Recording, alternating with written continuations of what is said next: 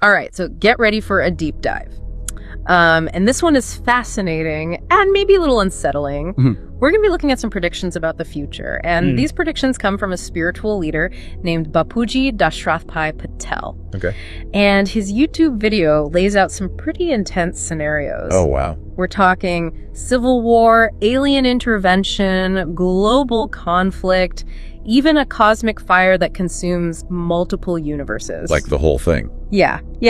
Now, these are definitely bold claims. Definitely. But let's unpack them and try to understand his reasoning. Yeah, I think what's really striking is that these predictions aren't coming from, somebody who is like on the fringes of society. Yeah. Bapuji's a respected spiritual leader, has a significant following, and his perspective offers a pretty unique window into a worldview that might not be familiar to a lot of us. Yeah. So it's really interesting to kind of look at this. Yeah, and he starts with a prediction that India will face a devastating civil war, and it'll be orchestrated by foreign powers. And he doesn't sugarcoat it. He describes the conflict as incredibly intense and difficult to control. Oh, gosh. Even suggesting that conventional military intervention won't be enough to stop it. It makes me wonder, this is where we see the blending of the spiritual and the geopolitical in Bapuji's worldview. And I think what he believes this conflict is already unfolding, but on a subtle level, a plane of existence that he calls the subtle realm. Okay. And you can think of it as a spiritual dimension that influences our physical reality. So is he saying there's a spiritual war happening right now that will eventually spill over into the physical world? That seems to be the implication. And, he doesn't really delve into the specifics of what these subtle weapons or tactics might be. But the idea that unseen forces could be influencing global events is definitely a thought-provoking one. Right, and it definitely challenges our conventional understanding of how conflicts arise and escalate. He also suggests that the civil war in India is just one part of a much larger conflict, a third world war that will engulf the entire globe. Right, and this is where things get even more interesting. Oh, boy. Bapuji claims that this global war is also being fueled by entities in the subtle realm. Specifically, he names ghosts, demons, and aliens. He said that? He believes that these entities are manipulating world leaders, pushing them towards a nuclear confrontation. Now, even for someone open to exploring different perspectives, that's a pretty big leap. Could this be a way of expressing anxieties about unseen forces or influences that shape global events? That's a very astute observation. I think perhaps these entities, rather than being, literal beings, represent the darker aspects of human nature. Okay. Greed, hatred, the lust for power that can drive conflict and destruction. Or maybe it's a way of acknowledging that sometimes events unfold in ways that seem beyond human control, leading to a sense of helplessness and a search for explanations that are beyond the realm of the rational. Yeah, it's definitely a different way of looking at the world, one that blends spirituality, geopolitics, and a belief in forces beyond our immediate understanding. But this isn't even the most dramatic prediction that Bapuji makes. Right. We haven't even touched upon the Sire of Time, or what he refers to as Kala Agni. Oh, right. This is Bapuji's most extreme prediction. Okay. A fire that will engulf not just our universe, but multiple universes by the end of 2029. Whoa. And he describes it as a cyclical event, a natural part of a larger cosmic process of creation and destruction. So it's almost like a reset button for the universe, a way of starting fresh. That's one way to interpret it. It speaks to the idea that even in the vastness of the cosmos, there are cycles of birth, death, and renewal. However, Bapuji adds a twist to this cosmic fire scenario by connecting it to aliens entering the sun. Oh, no. He suggests they will deliberately trigger this event to destroy the current world. Okay, so now we have aliens intentionally using the sun as a weapon to reset the universe. This is where I'm starting to feel like we're venturing into science fiction territory. It's certainly pushing the boundaries of conventional thought. But remember, we're trying to understand Bapuji's worldview, not necessarily endorse it. Sure. Perhaps this is his way of expressing a deep concern about humanity's impact on the planet. Okay. And the potential consequences of our actions. That's an interesting perspective. So with all this talk of war, destruction, and cosmic fires, what does Bapuji believe will happen to humanity? His outlook is unfortunately quite bleak. Yeah. He believes humanity as we know it will cease to exist. Yeah. No physical bodies, not even what he calls subtle bodies, will survive this cosmic fire. Only the soul will remain. So a complete wipeout, no survivors. That's pretty disheartening. Not entirely. Okay. Bapuji offers a glimmer of hope. He believes individuals who achieve a high level of spiritual awareness, those with 200 kilo of power, or as he puts it, will be protected by a powerful aura and experience a peaceful transition. Wait, there's a chance to survive. Tell me more about this Kala of power. What is it and how does one acquire it? He claims there are currently 160 crore or 1.6 billion such souls on Earth right now. While he doesn't define Kala of power explicitly, it seems to be connected to spiritual enlightenment, a state of heightened awareness and connection to a higher power. So even in the face of these catastrophic predictions, Bapuji seems to be emphasizing the importance of spiritual growth as a path to not only survival, but also a more peaceful transition. That's a key takeaway here, regardless of how literally we interpret his predictions. Bapuji's message seems to be centered on the idea that our internal state, our spiritual development, plays a crucial role in how we experience the world, even in times of crisis. It's fascinating how he weaves together these complex ideas. Cool. A spiritual war unfolding alongside a physical one, aliens playing a role in a cosmic reset, and the power of individual spiritual growth as a means of navigating these turbulent times. It's a lot to process. It certainly challenges our typical ways of thinking about global events and the forces that shape them. But even if we set aside the more fantastical elements for a moment, there's a core message here that resonates deeply. And that's the idea that our inner state, our spiritual awareness, can profoundly impact how we experience the world, especially during times of crisis. So even if we don't necessarily buy into the idea of a literal subtle realm or aliens manipulating world leaders, right, there's value in exploring the concept of inner peace and resilience as tools for navigating uncertain times. Absolutely. Regardless of our individual beliefs, cultivating a sense of inner strength, purpose, and connection to something larger than ourselves can be incredibly empowering, especially when faced with challenges that feel overwhelming or beyond our control. And it seems that Bapuji believes this inner transformation is not only essential for individual well-being, but also for mitigating the potential destruction he foresees. He talks about the importance of achieving a connection with the Supreme Kalki avatar. Can you elaborate on what he means by that? So he describes the Supreme Kalki avatar as the ultimate divine force, a source of immense power and positive energy. Achieving a connection with this force, according to the Puji, involves deep spiritual practice and cultivating a state of pure awareness and selfless love. It's about aligning oneself with the highest good and radiating positive vibrations outwards to counteract the negativity and conflict he sees engulfing the world.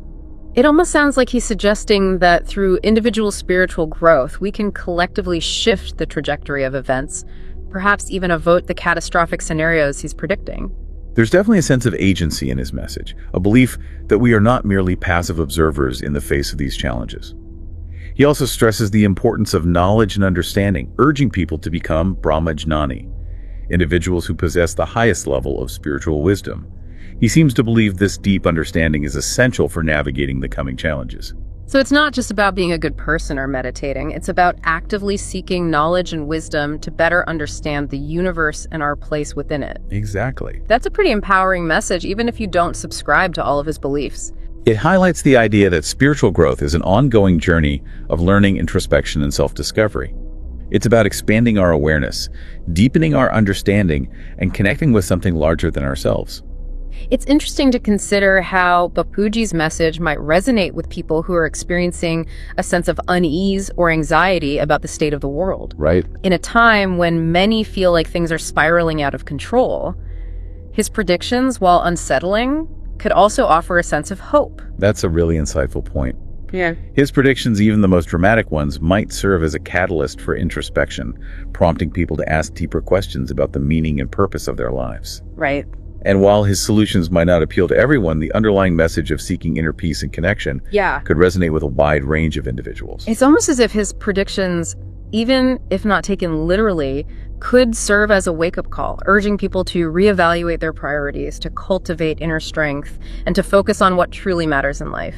And in a world that often feels chaotic and unpredictable, that message of inner resilience and connection to a higher purpose could be incredibly comforting and empowering. It also makes you think about the nature of prophecy itself. Is Bapuji claiming to have definitive knowledge of the future, or is he offering a potential scenario, a warning of what could happen if we don't change our course? That's a fascinating question. Prophecies are often open to interpretation, And their purpose may be less about predicting specific events and more about prompting reflection and action. Okay. In this case, Bapuji's predictions could be seen as a call to awaken to the potential consequences of our collective choices and to embrace a path of spiritual growth and positive change. So instead of getting bogged down in the literal details of his predictions, we can focus on the underlying message. Right. The importance of spiritual growth, inner peace, and connecting to something greater than ourselves. Exactly. And this raises another important question. If faced with the possibility of such a future, even if it's just a hypothetical possibility, how would we choose to live our remaining time? Would we cling to fear and anxiety, or would we seek out ways to find meaning and connection even amidst uncertainty? Would we prioritize material possessions or deepen our relationships and spiritual exploration? Those are profound questions, and the answers will undoubtedly vary from person to person.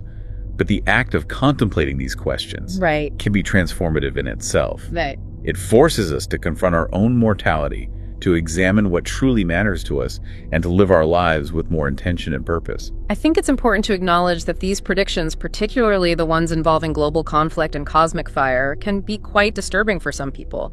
And it's understandable to feel a sense of fear or anxiety when confronted with such scenarios. Absolutely. It's important to approach these predictions with a healthy dose of discernment, and to remember that they are just one person's interpretation of the future. It's also crucial to avoid getting caught up in a cycle of fear and negativity, as that can be counterproductive. So how can we navigate these complex emotions and find a sense of balance and perspective when confronted with such unsettling predictions? One approach is to focus on what we can control: our own thoughts, feelings, and actions. We can choose to cultivate inner peace and resilience through practices like meditation, mindfulness, or connecting with nature. We can also choose to focus on building strong relationships, contributing to our communities, and living our lives in alignment with our values. It's about empowering ourselves to make choices that promote well-being, both individually and collectively, regardless of what the future holds. Precisely. And remember, even in the face of uncertainty, there's always hope. Human beings are incredibly resilient and adaptable, and we have a remarkable capacity for love, compassion, and innovation. These qualities can guide us through even the most challenging times. Bapuji himself seems to hold on to this hope, believing that a significant portion of humanity will survive and transition peacefully through spiritual growth. He suggests that there are currently 1.6 billion souls on Earth who have achieved a level of awareness that will protect them. He doesn't go into detail about how he arrived at that number or how these individuals are identified. However, it speaks to his belief in the power of human potential and the possibility of a brighter future, even amidst the challenges he foresees. This brings us to another intriguing aspect of Bapuji's message, his call to action. He doesn't simply present these predictions as inevitable events. He actively encourages people to take steps to mitigate the potential destruction. This is where we see the intersection of prophecy and personal responsibility. Okay. Bapuji believes that by achieving a connection with the Supreme Kalki Avatar and spreading positive vibrations throughout the universe, we can collectively counteract the negative forces at play. So it's not just about passively waiting for the future to unfold, but actively engaging in practices that promote spiritual growth and positive change. Exactly. He emphasizes the importance of becoming Brahmajanani individuals who possess the highest level of spiritual wisdom.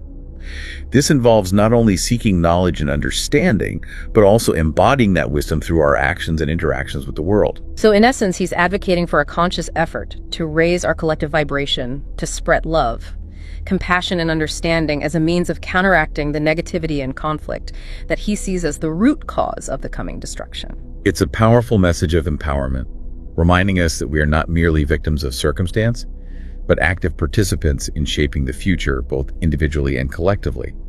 And while his methods might not resonate with everyone, the underlying message of conscious action and positive change is universally applicable. It's a lot to consider. We've explored some incredibly complex and thought-provoking ideas today, from the concept of a subtle realm where unseen forces are at play, to the possibility of a cosmic fire that consumes multiple universes. And while we might not have all the answers, I think this deep dive has sparked some important questions for us to ponder, questions about the nature of reality, the power of spiritual growth, and our individual and collective roles in shaping the future.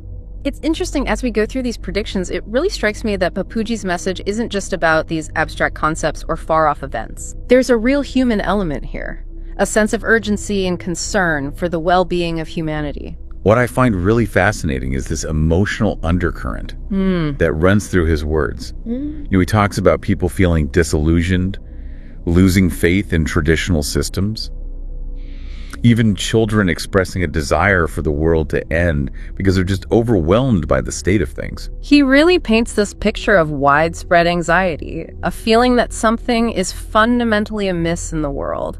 And while his solutions might seem unconventional to some, I think it's important to acknowledge that underlying unease that many people are experiencing. Absolutely. It speaks to a sense of powerlessness that many feel when confronted with these global challenges that seem so beyond their control. Climate change, political polarization, economic instability. It's natural to look for answers, search for meaning and hope in these times of uncertainty. And while we may not agree with his specific predictions or solutions, I think there's value in recognizing those shared anxieties and engaging in these open conversations about how we can navigate these complex times. Instead of dismissing these concerns, I think it's important to listen with empathy and seek understanding. Perhaps by acknowledging those anxieties and engaging in constructive dialogue, we can find common ground and work together to create a more positive future. Bapuji's message, while often framed in these stark terms, ultimately boils down to a call for individual and collective transformation. He believes that by cultivating spiritual awareness and connecting to a higher purpose, we can not only navigate the challenges ahead, but also contribute to a more harmonious world. And that message resonates far beyond any specific belief system. It speaks to the inherent human longing for meaning, connection, and a sense of agency in a world that often feels so chaotic and unpredictable. So as we wrap up this deep dive, I'm left with a sense of both caution and possibility. Bapuji's predictions serve as a reminder of the potential consequences of unchecked negativity and conflict. But they also highlight the power of individual and collective action to create a more positive future. It's a call to awaken to our own potential, to cultivate inner peace and resilience, and to make choices that align with our highest values. If you are intrigued by Bapuji's perspective and want to explore his predictions further, we'll include a link to his YouTube video in the show notes. We encourage you to watch it with an open mind and consider how his message might resonate with your own experiences and aspirations. Remember, the future is not set in stone. We have the power to shape our own destiny both individually and collectively. So go out there, be kind, be curious, be courageous, and create the future you want to see. Until next time, keep exploring, keep learning, and keep diving deep.